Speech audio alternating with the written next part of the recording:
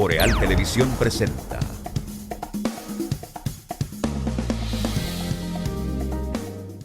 Banco Popular Dominicano, siempre a tu lado, presenta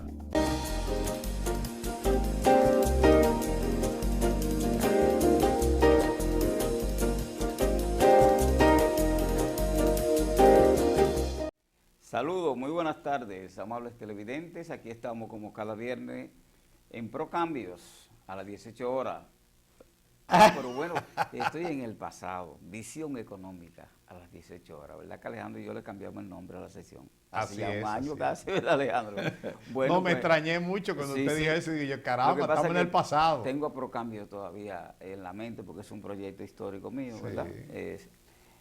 Bienvenido, aquí tenemos una agenda para tratarla con todos ustedes, con unos contenidos actualizados, una coyuntura política y económica dinámica en la República Dominicana. Unos grupos ven una crisis de una dimensión que otros no la vemos de ese tamaño, los conflictos internos entre los partidos, internos y externos. Los conflictos de las grandes potencias, que cada uno de nosotros, amigos televidentes... Lo que pasa es que la gente, de verdad, que la gente de a pie, la gente del pueblo... No le da mente a eso. No le da mente a eso. Y entonces los grupos de poder tampoco le dan mucha mente a eso porque saben que eso es como una trampa, ¿no? Sí. Que eso es un límite directo en la guerra de posiciones por la guerra comercial y lo que tiene que ver con la guerra por el control de los mercados. Pero déjeme decirle una cosa, amigos televidentes, hablar de que son juegos pesados, hablar de 300 mil millones de dólares en impuestos a un país y después el otro país decirle que ya le puso 225 y que ahora le pone 75 mil millones. Están empate, nomás faltan 5. Nomás faltan 5 Sí, pero usted sabe quién es el único. Empatadito. ¿Usted sabe quién es el único que le da problema a eso? El público, el pueblo, que ese es el que va a pagar los platos rotos de esa guerra comercial, porque no van a ser los países, van a ser los ciudadanos y ciudadanos de cada uno de esos países. En el primer caso, con respecto a China, no. Allá no se va, porque allá es una sociedad diferente. Pero la del consumismo, sí. Así es. Sí, bueno. De todas maneras, Alejandro, déjame decirte que en mi lógica es una guerra de posiciones. En el mercado, mientras más aranceles se le pongan a las mercancías, más trabas se le ponen a las exportaciones. Así es. A las importaciones, ¿verdad? Y en consecuencia va a haber muchos problemas porque estamos en un mundo abierto. Soy de lo que creo que la globalización fracasó. Obviamente, esa apertura de la frontera a nivel global, ese proyecto fracasó. Porque era un proyecto que en primer lugar quería garantizar la libertad de tránsito por las fronteras de los capitales, la mercancía, la tecnología, menos la fuerza de trabajo. Todo es reto, ¿verdad? Sin embargo, con este proceso que estamos viviendo los últimos 5 años fundamentalmente, es evidente de que ese proceso ni ha sido inclusivo por una parte, ni ha sido respetado por las partes fundamentales, que era lo que tenían que respetar las reglas de juego, de lo que se firmó en el orden desde que se abrieron los mercados a partir de 1990. Ese proceso de la globalización le están haciendo reingeniería, un grupo de especialistas que nosotros lo habíamos anunciado anteriormente, solamente que hay resistencia a la propuesta del nuevo modelo económico mundial. Ahí ha venido la guerra de las monedas. Bitcoin. No solamente las criptomonedas, las guerras de las monedas. La salida de Inglaterra con el Brexit de la Unión Europea, la misma situación interna de la Unión Europea, lo que pasa entre Asia, Estados Unidos y Rusia, el mundo se ha convulsionado de una manera que obviamente la incertidumbre ha sido mayor. Y eso a quien más le ha dado duro es a esa estrategia de la globalización de los mercados a nivel global. Porque entendíamos que teníamos una regla de juego bien clara a partir de la Organización Mundial de Comercio, y que con ese organismo como árbitro, entonces las apetencias de alguna potencia por controlar el mercado mundial iban a ser reguladas en función de los protocolos. Pero estamos en una época donde no se están respetando los protocolos, Alejandro, ni interna ni externamente. Es decir, estamos en un mundo convulsionado. Pero nunca se pone la noche más oscura que cuando va amanecer, porque no hay de otra. Y recuerden, amigos televidentes, que para poder construir hay que destruir primero. Sí, esa es una dialéctica. No hay, por eso que la lucha entre lo viejo y lo nuevo es una lucha a muerte. Y los viejos no desaparecen totalmente para que lo nuevo se imponga, a menos que lo viejo no sea destruido. Y cuando estamos hablando de destruir, no estamos hablando de desaparecer. De desaparecer ni agresividad. Estamos hablando de ese tránsito dialéctico que tienen que dar los procesos, los cuerpos, entre otras cosas, para que los cuerpos viejos salgan y el cuerpo nuevo entren. Y ese es el dilema entre la vida y la muerte. Sí. Y los relevos generacional, que es otro tema, que tenemos nosotros que tratarlo aquí más adelante, ¿verdad, Alejandro? ¿Cómo es que vamos a construir una cultura de saber que los procesos son históricos, son dialécticos y que en consecuencia todos los procesos históricos necesitan la construcción de los relevos generacionales? Y en estas culturas los relevos nunca emergen de una manera pacífica, armoniosa y voluntariosa, sino que son parte de ese proceso de destruir para construir. Pongámonos en eso y entonces Exacto. Vamos a estar menos estresados con lo que está pasando políticamente en la República Dominicana en el marco de esta coyuntura preelectoral. Bueno, amigos televidentes, vamos a dar algunas noticias y hay que ver los contextos con lo que se esté hablando de la noticia. Dice que la República Dominicana es el tercer país con mayor deuda a partir del Producto Interno Bruto de la República Dominicana. Vamos a poner los contextos iguales. Tú no puedes comparar peras con manzanas. O sea, si usted me compara, por ejemplo, con, aquí dice Panamá y Costa Rica, usted tiene que ver cuánto es el Producto Interno Bruto de Panamá y cuánto es el Producto Interno Bruto de Costa Rica.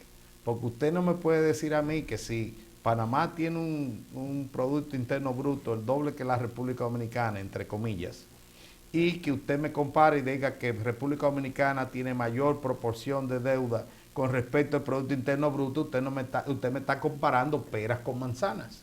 Entonces, usted tiene que buscar en el mismo nivel del Producto Interno Bruto de la República Dominicana con respecto a esas economías, a ver cómo nosotros estamos.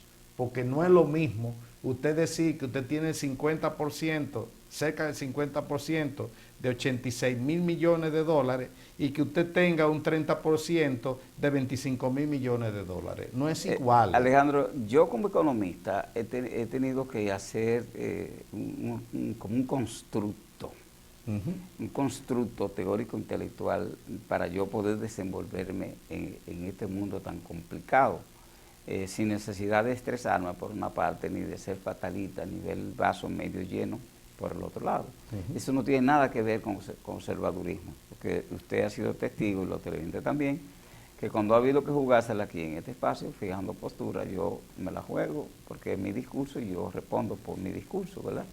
Pero he tenido que transitar de lo que es la ciencia económica, el ambiente de la ciencia política, a la psicoeconomía, es decir, de economía psicológica, que es la fuerza dinámica, incluso se entronca entre la economía y la política, la conducta del consumidor, la conducta de los sujetos sociales y la conducta de los agentes económicos y políticos.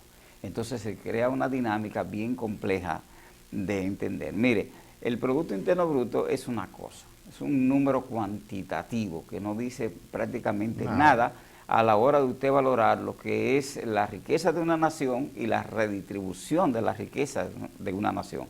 El PIB no es más que el valor monetario de la producción de bienes y servicios de la economía durante un año, sin valorar cuánto le toca a cada quien, en qué condiciones se produjeron, cuál fue el costo de producir eso, ni mucho menos. No, y que el per cápita se divide entre todo el mundo, entre el que gana mucho y el que gana poco. No, y el que gana mucho y el que gana poco y el que no gana nada. El que no gana nada, sí, igualito. Se distribuye el total, el volumen del valor monetario entre el total de la población y esa es una manera que las viejas escuelas económicas, sobre todo la escuela keynesiana, una manera de encubrir la inequidad en la distribución entre lo que muchos tienen y lo que no tienen nada. Pero mire el otro elemento.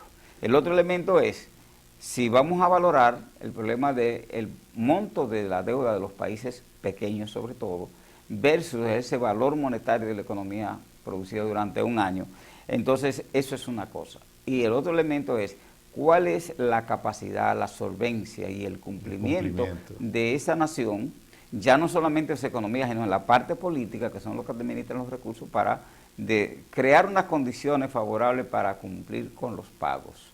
No estamos en aquella famosa época de los 80 y parte de los 90. Palos si boga, palos si no boga. No, estamos en otra coyuntura, donde cambió la matriz de lo que eran los procesos de empréstitos internacionales y de endeudamiento de los países. Eso cambió por unas herramientas totalmente distintas a las deudas bilaterales, a las deudas multilaterales con organismos, a la deuda y el mecanismo de financiamiento vía la especulación financiera con los papeles. El mundo cambió totalmente. Entonces ahora, mientras una economía como la pequeña economía dominicana esté honrando los compromisos, cada papel que emita, papel que se va a vender. Inmediato. Dos.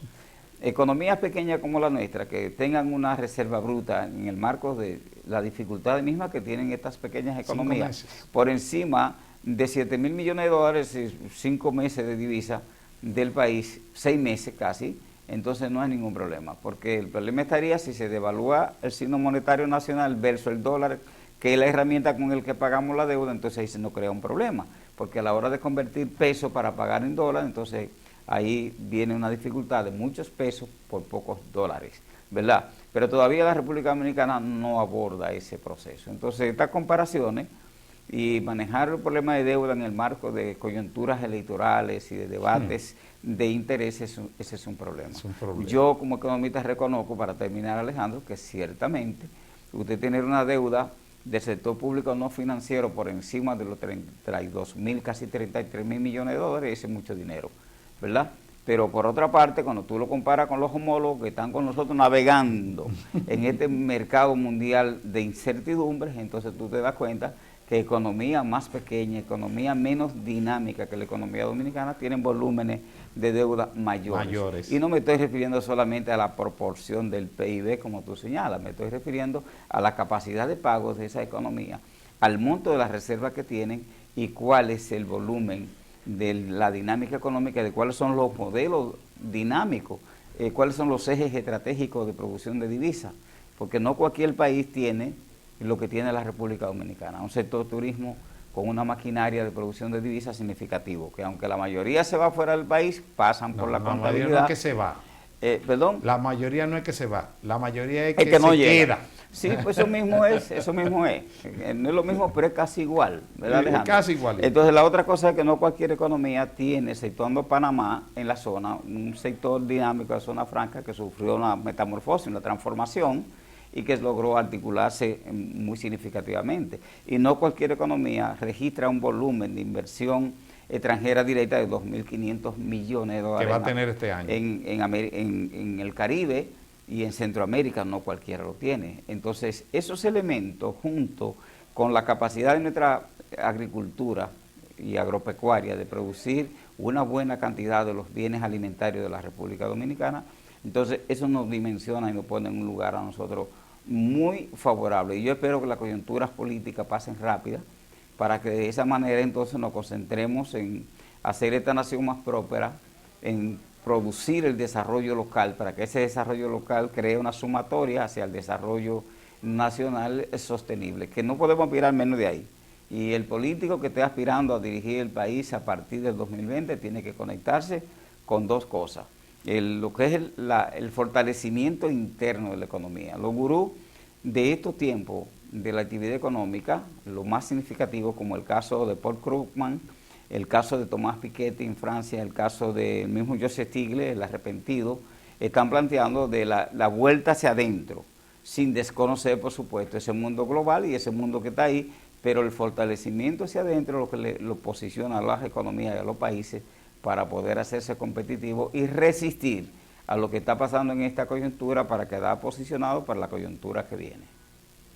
Bueno, amigos televidentes, lo que yo puedo decir es que, hablando de la agricultura, Estamos hablando de que el gobierno en este año tiene programado comprar 25.000 millones de pesos al sector agrícola, dividido en 23.000 millones de pesos por INAVIE, que 8.000 millones de pesos son para la leche, que ahora mismo se está comprando nada más el 85% al mercado local, pero que se va a llegar al 100%. Y esas son medidas sabias. Proteger los seguro. sectores productivos internos sin tener que reñir esto con las reglas de juego de los acuerdos comerciales que el país ha firmado, teniendo unas asimetrías significativas. Con el permiso suyo, sí, vamos a la pausa y de los televidentes y regresamos con la carpeta que tenemos para todos ustedes.